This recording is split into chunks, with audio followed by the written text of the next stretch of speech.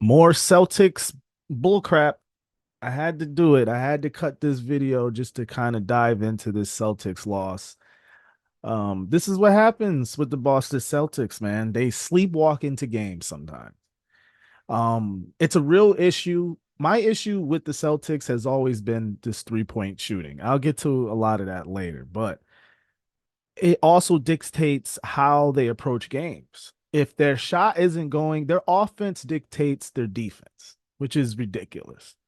If their offense isn't going well, their defense isn't going to go well.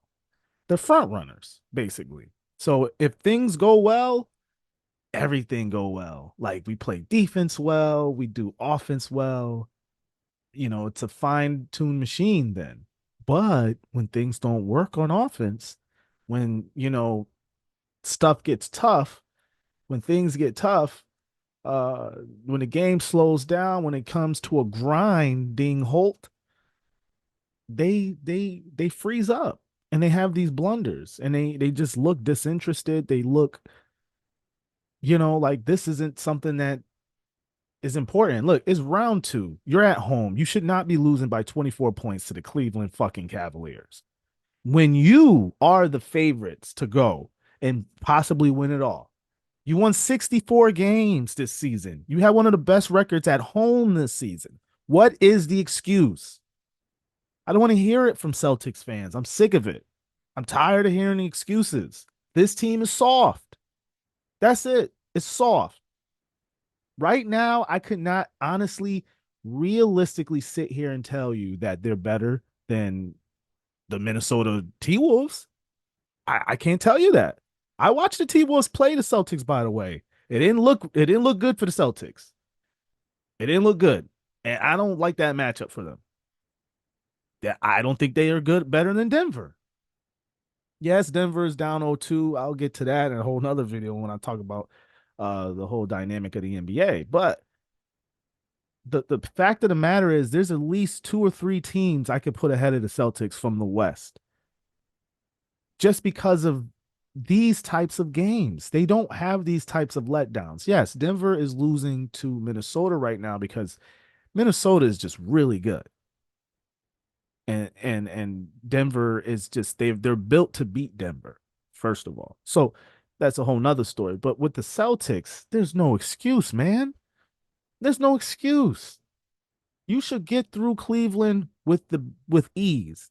These are the moments that you should be resting Porzingis. This is the time you should be wrapping up these series so you can have more rest time waiting for the next series to wrap up. Like these are these are missed opportunities that will bite them ultimately in the end. I'm convinced of it. I just don't have any faith in this team. Joe Mazzulla is just not a real coach to me. Yes, I get it. They've won all these games, these records and all this other crap. That doesn't matter. This is just done with talent in this at this point. This team is so talented that you could put any coach here and they'll win 50 plus games.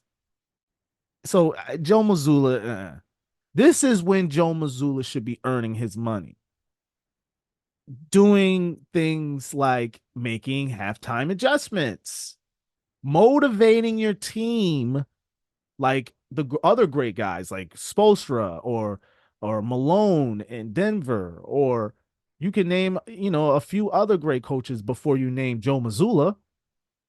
The guy is he's not a leader of men. I'm sorry, he's not. This strategy of jacking up threes, having 3 pointers dictate your entire offense and your defense is not going to win you a championship. I've never seen it done. I'm almost 40 years old. So let's get into the box score before I blow a fuse further about this team. They're so frustrating to watch. I don't even watch them sometimes. I'll have the game on in my living room sometimes, and I'll just hear it in the background. And sometimes I can already know how the game is going. That's how frustrating they are. And they're not my team. You see who the hell I grew up idolizing. That's not my team. I just root for them. As a New England guy, I root for the Celtics. But let's get to the game. Now, the box scores here, right? Now we already know how bad Jason Tatum did. He's been doing bad these last few games. I don't know what's going on with him. He's just too nonchalant, too cool. He's unbothered. You can't have a superstar who's just too nice. He's too nice. He's too nice. You know, he's gonna have a lot of younger guys. Anthony Edwards might win a championship before Jason Tatum, and that's sad. But it's the mentality, dude. The dude's too cool for school. He didn't grow up with that hunger, that desire. He didn't grow up like a lot of us, you know what I'm saying, who didn't have much. Yeah, I know about the commercials and all of that, talking about his mom being single, this, that, and the third. But she's in the legal field. She makes decent money. You might have struggled maybe for a couple of years, and then mom started making money. Like, the point is, he doesn't have that kind of dog in him. Like, he's grew up starving, like Jimmy Butler when he was homeless, and he plays like that. You know what I'm saying? Like, he doesn't have that in him. He just doesn't. And he can't have it in him because it's just not who he is. And that's understandable. But you got to have somebody there to at least motivate him to bring something out of him. You know what I'm saying? And Joe Mazzulla's not that guy. You know, unfortunately, the guy that was there before he had his fun was the guy, Ime Udoka. He was the guy to motivate these dudes. He was a tough dude, and he was like, "Look, man, he didn't take no crap." He was like, "Look, he held dudes accountable." Nobody's gonna, nobody's gonna really listen to Joe Mazzulla if he wanted to hold guys accountable, even if he was trying. He's Joe Mazzulla. Come on, who's gonna respect him really? Like, you know what I mean? So that's the problem I see. Now Jalen Brown's had a great season. I can't disrespect Jalen Brown. He's really been the one that's always kind of bringing the dog to the fight. He's got dog in him. That's one thing I can say about Jalen Brown.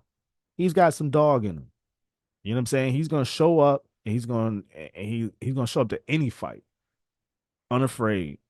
But and he's not gonna have that too cool for school. Like, if he's gonna he's gonna display his disapproval with things and say, hey, we sucked, we need to do better. Like, he's not gonna just say, things is good, we just gotta bounce back, and life's great. Like, that's how Jason Tatum talks.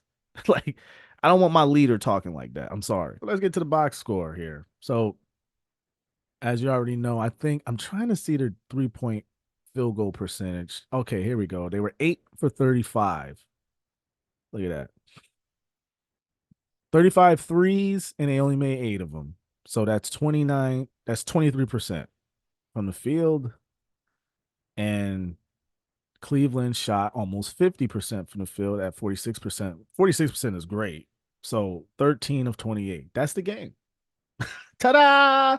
So when you see this box score, Celtics fans, oh, my bad.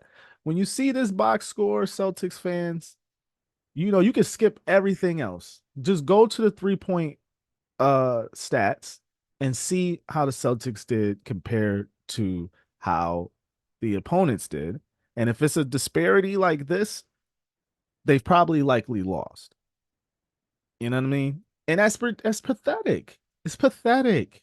You cannot build a team like this. You can't win championships like this. You can't. I don't care what anybody tell you. I don't care what statistic, what stupid ass analytic tell you. You can't win championships like that. You can't. You got to play the games. Playoff time is different than the regular season when you could just go around and jacking up threes for no reason. It's not like that here. When you jack up threes and you don't get back on defense, teams make you pay for that. They sharpen up in the playoffs. All of those things you got away with during the season, you don't get away with in the playoffs because everything is just hyper focused. And I just don't see the Celtics being focused right now. They seem disinterested. They seem bored. They seem like, are we there yet? And it's like, no, dog, you got to get there first. Donovan Mitchell ain't going nowhere. Donovan Mitchell, let's see how many points Donovan scored. Donovan Mitchell, here he is. He was 10 of 19, and he scored 38. No, excuse me, 29 points. right? But they were timely buckets, man. He was taking over in the second half. Jason Tatum, Jason Tatum, you the best. You supposed to be the best player on the floor. Both teams, both BOF, both. And you let Donovan Mitchell put his feet up on your table at home because that's your home and eat your food. Like, bro, you have been in the league too long. What would Kobe do? You look up to Kobe. What would Kobe do? You think Kobe would allow that? Nah, Kobe would not allow that. So start thinking like Kobe. Don't think like Jason anymore. Start thinking like Kobe. Maybe that'll help because man, this is uninspiring if you ask me. But again, it's the same old thing with the Celtics. Do I still think that they will win this series? I expect them. They're just too talented not to win the series. But at the same time, they're probably going to make it more of a series than it should be. Maybe this ends in six now versus, a sweep or five. You know what I'm saying? Like, I can definitely see Cleveland picking up another game in this series. Now it's a 6 game series. Like, it shouldn't be, in my opinion, but, you know, it is what it is. Now the question is, can the Celtics struggle against a Pacers team or struggle against? Think about this. They have a wide lane available to them. They're on a highway. They're on a 5 lane highway by themselves. There's no Giannis and Dame. There's no Jimmy Butler. There's no not even a Julius Randle on the Knicks right now. Like it's just wide open for these dudes to make it directly into the finals. So if they don't make it to the finals, this will be one of the most historical disappointments in NBA history, easily. And I would blow the whole goddamn thing up. You cannot blow this. But, it's only game 2. Nothing, no, it's not time to panic if you're a Celtics fan, but it is definitely time to start questioning some things.